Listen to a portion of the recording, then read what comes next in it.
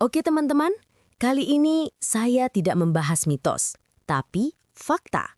Saya mau bahas sesuatu yang mungkin sering kalian lihat di pasar tapi jarang dilirik.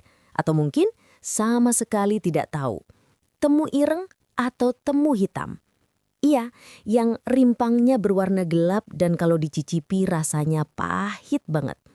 Tapi jangan salah, di balik warnanya yang gelap dan rasanya yang pahit itu, ternyata ada banyak fakta kesehatan menarik yang mungkin bikin kalian kaget. Kita mulai dari fakta pertama, ini soal rambut. Buat kalian yang mungkin lagi resah karena rambut mulai menipis atau rontok, dengerin ini deh.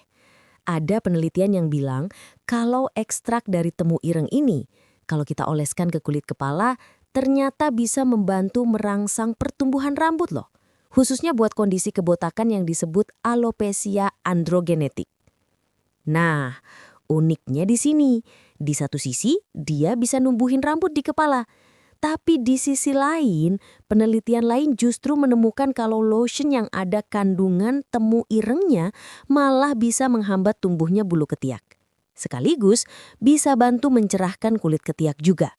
Ajaib kan? Satu bahan, tapi efeknya bisa beda tergantung di mana kita menggunakannya. Lanjut ya. Manfaatnya sebenarnya lebih ke dalam tubuh. Buat teman-teman kita yang punya asma, temu ireng ini punya potensi yang luar biasa. Penelitian menunjukkan dia punya kemampuan yang disebut spasmolitik. Zat-zat yang terkandung dalam temu ireng, menurut penelitian, bisa bantu bikin otot-otot di saluran napas kita jadi lebih rileks. Kalau ototnya rileks, napas jadi lebih lega. Ini harapan baru, meski tentu saja masih butuh banyak penelitian lebih lanjut pada manusia. Nggak cuma itu, temu ireng juga bisa jadi semacam pengawal pribadi buat kulit kita. Minyak esensial dari temu ireng ini ternyata punya sifat antibakteri. Dia bisa melawan bakteri jahat kayak Staphylococcus aureus, itu loh, bakteri yang sering banget bikin masalah infeksi di kulit. Oke, dan terakhir, temu ireng bisa banget buat pencernaan kita. Berkat kandungan antioksidannya yang melimpah, temu ireng ini bisa jadi semacam penyejuk buat peradangan di usus kita. Gejala kayak nyeri perut, diare yang nggak sembuh-sembuh, atau perut kembung bisa jadi terbantu dengan sifat anti radang dari si rimpang hitam ini.